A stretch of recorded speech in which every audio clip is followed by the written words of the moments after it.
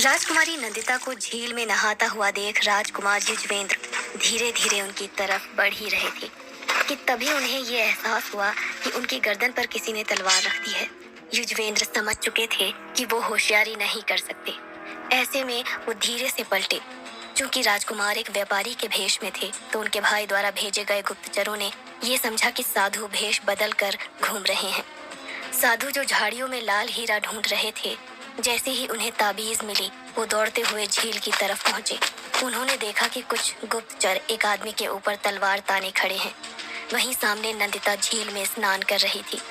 इन सब के बीच एक गुप्तचर ने राजकुमार पर हमला किया, जिसका जवाब राजकुमार ने अपने मुक्के से दिया। झील में नहाते हुए जब राजकुमारी नंदिता ने शोर सुना तो जल्दी से पलट कर देखा और वहां का दृश्य देखकर वे समझ गईं कि जो सैनिक थोड़ी देर पहले वहां से भागे थे, अब वे अपने साथ अन्य सैनिकों को लेकर वापस उन पर हमला करने वहां आ गए हैं। वे जल्दी से झील के दूसरे किनारे पर पहुंचे और छुपते हुए उस झील से बाहर आ गई। फिर अपने वस्त्र लेकर पेड़ के पीछे छुप गई। वे वस्त्र पहन ही रही थी तभी उनका ध्यान अपने गले पर गया, जिसमें लाल हीरा नहीं था। ये देखकर राजकुमारी नंदिता परेशान होकर इधर उधर देखने लगी। उन्होंने जल्दी जल्दी अपने वस्त्र पहने और उस लाल हीरे वाले ताबीज को ढूंढने के लिए मुड़ी ही थी कि साधु को अपने पीछे खड़ा पाया।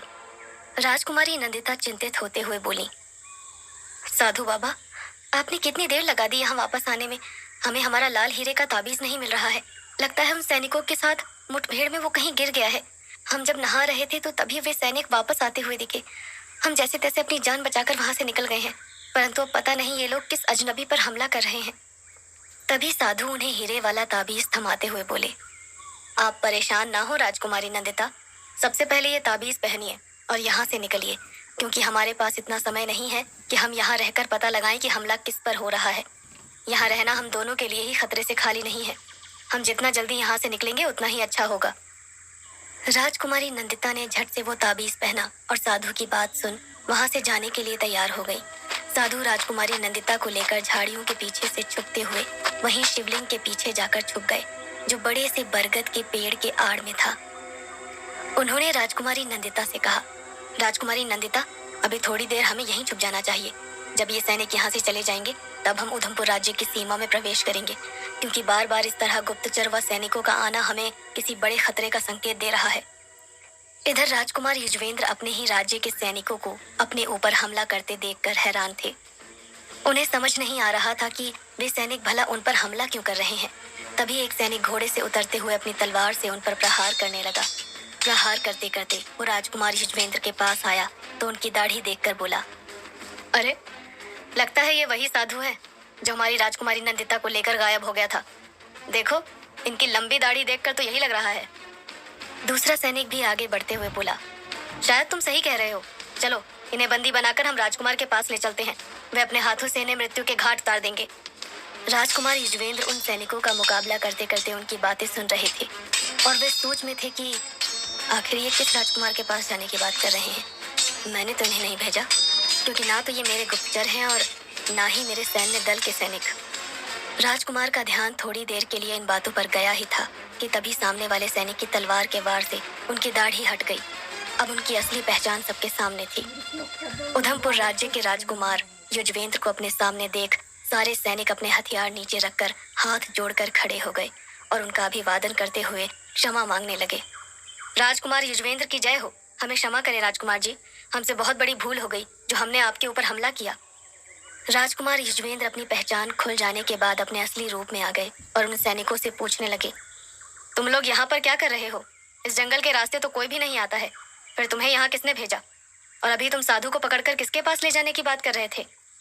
तब उनमें से एक सैनिक ने उत्तर दिया, राजकुमार कौशलेंद्र ने हमें आदेश दिया है कि राजकुमारी नंदिता और साधु को जितनी जल्दी हो सके ढूंढ निकालें व उनके सामने पेश करें। मगर क्यों? राजकुमार युजवेंद्र हैरत में थे। ये तो हमें नहीं पता राजकुमार जी। हमें तो जो आदेश दिया गया है हम सिर्फ उसी का पालन कर रहे थे। हमने अनजाने में आपके ऊपर हमला करने की गलती कर दी। कृपया उसके लिए हमें क्षमा करें और हमें प्राण दान दें। इतना कहकर राजकुमार युजवेंद्र की आज्ञा लेकर वे सैनिक वहां से तुरंत ही चले गए। राजकुमार युजवेंद्र अभी भी उसी सोच में डूबे हुए थे। आखिर राजकुमार कौशलेंद्र को राजकुमारी नंदिता और साधु की खोज करने की क्या आवश्यकता पड़ी है? उसे तो अच्छी तरह से पता है कि राजकुमारी नंदिता और साधु को खोजने का काम तो पिताजी ने मुझे दिया है, और साधु भी राजकुमारी नंदिता को लेकर मेरे पास ही आने वाले थे। कहीं कौशलेंद्र के मन में किसी प्रकार का खोट तो नहीं। लगता है मुझे इसकी भी छानबीन करनी ही पड़ेगी।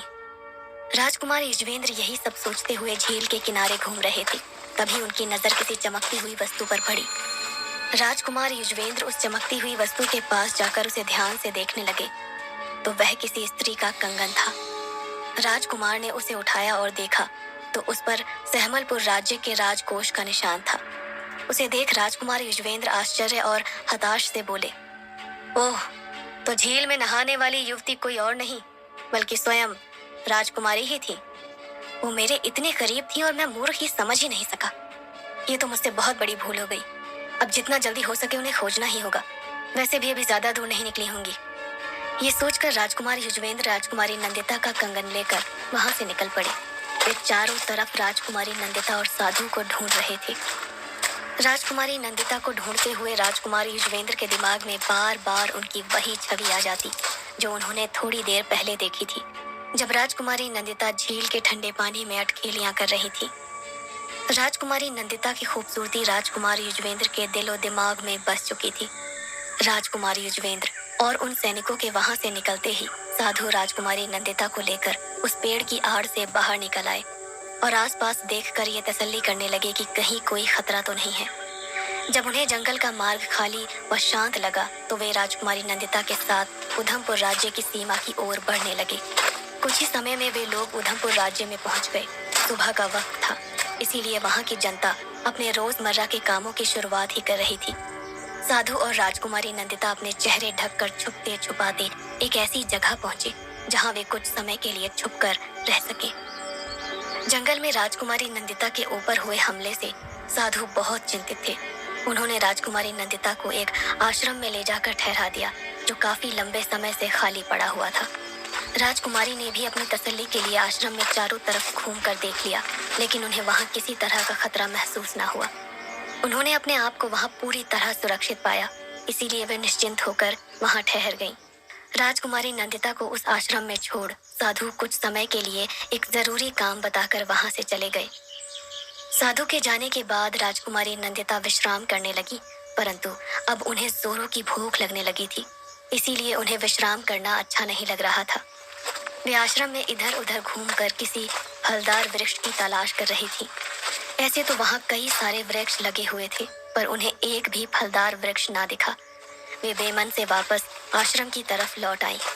थोड़ी ही देर में साधु बाबा कुछ सामान के साथ लौटे और राजकुमारी से कहा, राजकुमारी नंदिता, मैं आपके लिए कुछ भोजन सामग्री लेकर आया हूँ। आपको भूख लग रही होगी। आप जल्दी से ये भोजन कीजिए और फिर अपने वस्त्र बदलकर मेरे लाए हुए वस्त्र पहन लीजिए।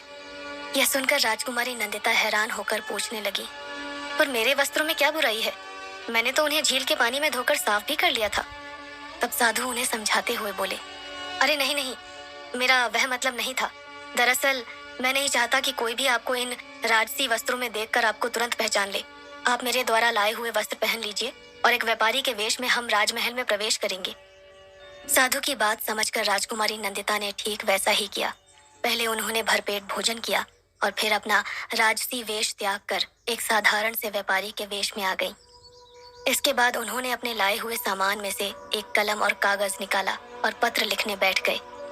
राजकुमारी नंदिता ने उनसे पूछा, ये पत्र आप किसके लिए लिख रहे हैं? तो साधु ने लिखते लिखते ही उत्तर दिया, राजकुमार युजवेंद्र को लिख रहा हूँ।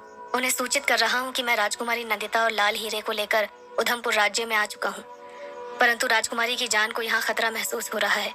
इसीलिए वे शीघ्र ही अपने विश्वास पात्र व्यक्ति को भेजकर राजकुमारी को सकुशल अपने महल में बुलवा लें। हम लोग पुरानी छावनी के पीछे वाले खाली आश्रम में ठहरे हुए हैं। अपना पत्र लिखकर साधु ने अपने मुंह से एक सीटी जैसी आवाज निकाली और कुछ ही देर में एक सफेद कबूतर उड़ता हुआ आकर उनके कंधे पर बैठ गया। इसे देख राजकुमारी प्रसन्न होकर बोली, अरे वाह साधु बाबा, पक्षियों से भी आपकी मित्रता है। तो साधु उस कबूतर को अपने हाथ पर बैठाते हुए बोले, हाँ, इस आश्रम में मौजूद हर वृक्ष, हर पक्षी, सबसे मेरी मित्रता है, इसीलिए तो मैं आपको यहाँ लेकर आया हूँ। इतना बोलकर साधु ने कबूतर के पैर में वह पत्र बांध दिया और प्यार से उसके सिर पर हाथ फेरकर उसे महल की तरफ उड़ने के लिए छोड़ दिया। इधर कबूतर उड़ते हुए जब महल में पहुंचा तो राजकुमार युजवेंद्र से पहले राजकुमार कौशलेंद्र की नजर उस पर पड़ गई। उन्होंने कबूतर को प्यार से अपने पास बुलाया और कबूतर उनके हाथ पर जाकर बैठ गया। राजकुमार कौशलेंद्र ने उसके पैर में बंधा हुआ पत्र खोला और फिर कबूतर को वापस उड़ा दिया। कबूतर जब आश्रम में पहुंचा तो उसे देख साधु को इत्मीनान हो गया कि पत्र राजकुमार युजवेंद्र तक पहुंच चुका है। अब राजकुमार युजवेंद्र शीघ्र ही राजकुमारी नंदिता को अपने महल में बुलाने का प्रबंध करेंगे। यह सोचकर वे निश्चिंत हो गए। इधर जब राजकुमार कौशलेंद्र ने वह पत्र खोलकर पढ़ा तो वे ये जानकर खुश हो गए कि राजकुमारी नंदिता और साधु का पता उन्हें अपने आप ही चल गया। उन्होंने तुरंत अपने खास सेवक को बुलाकर आदेश दिया, राजकुमारी नंदिता और साधु का पता चल गया है। वे दोनों पुरानी छावनी के पीछे वाले आश्रम में ठहरे हुए हैं। तुम अपने कुछ सैनिकों को लेकर अभी उस आश्रम में जाओ और राजकुमारी नंदिता और साधु को पूरे सम्मान के साथ मेरे पास ले आओ। और इस बात का खास ध्यान रखना कि महल में आते ही उन्हें सीधे मेरे पास लाया जाए। और हाँ, उन्हें महल के मुख्य द्वार से न लाकर पीछे वाले गुप्त मार्ग से महल के भीतर लाना। सेवक उनका आदेश पाकर तुरंत ही आज्ञा का पालन करने चला गया और जब वो अपने सैनिकों को लेकर आश्रम में पहुंचा तो सबसे पहले उसका सामना साधु से हुआ। सेवक ने उन्हें अभिवादन करते हुए कहा, नमस्कार साधु, आपने जो पत्र भेजा था वो हमारे राजकुमार को मिल गया है। उन्होंने ही हमें यहाँ आपको और राजकुमारी नंदिता को लेने के लिए भेजा है। कृपया हमारे साथ चलिए। यह सुन साधु ने एक बार अपनी तसल्ली के लिए उस सेवक और उन सैनिकों को ध्यान से देखा। वह महल के खास सेवक वाली पोशाक पहने हुए थे। यह देख साधु को तसल्ली हो गई। उन्होंने तुरंत राजकुमारी नंदिता को उनके साथ चलने के लिए कहा। राजकुमारी नंदिता अपना असली वेश धारण कर साधु के साथ चलने के लिए तैयार हो गई। जब वे लोग महल के पास पहुंचे तो सेवक उन्हें एक गुप्त मार्ग से महल के भीतर ले जा रहा था। यह देख साधु के मन में थोड़ी शंका आई। उन्होंने सेवक से पूछा, तुम हमें पीछे वाले रास्ते से क्यों ले जा रहे हो? हमें तो राजकुमार युजवेंद्र के कक्ष में जाना है। वो सेवक कुछ जवाब दे पाता तभी राजकुमार कौशलेंद्र की तेज आवाज सुनाई दी। वे राजकुमारी और साधु को देखकर ठहाका लगाकर हंसते हुए बोले, अरे साधु, इतनी भी क्या जल्दी है हमारे भाई से मिलने की? पहले हमसे तो थोड़ी बातचीत कर लीजिए। साधु को समझते देर न लगी कि राजकुमार कौशलेंद्र ने उनके साथ छल किया है, परंतु वे थोड़ा भी संभल पाते उसके पहले ही राजकुमार कौशलेंद्र ने अपने सैनिकों को आदेश देते हुए कहा, इन दोनों को पकड़कर बंदी बना लो और ध्यान रहे इनके मुंह पर भी कपड़ा बांध देना, जिससे जब मैं इन्हें मारूं तो इनकी आवाज किसी को सुनाई न दे। किसी को भी इनके बारे में पता चलने से पहले मैं इन्हें मृत्यु के घाट उतार दूंगा। यह सुनकर राजकुमारी नंदिता परेशान हो उठी, पर वे कुछ कर पाती उसके पहले ही सैनिकों ने आकर राजकुमारी नंदिता और साधु को बंदी बना लिया। राजकुमार कौशलेंद्र ने अपनी तलवार निकाली और साधु बाबा की गर्दन पर रखते हुए बोले, तो क्या कहते हो साधु, पहले आपका ही काम तमाम कर दिया जाए?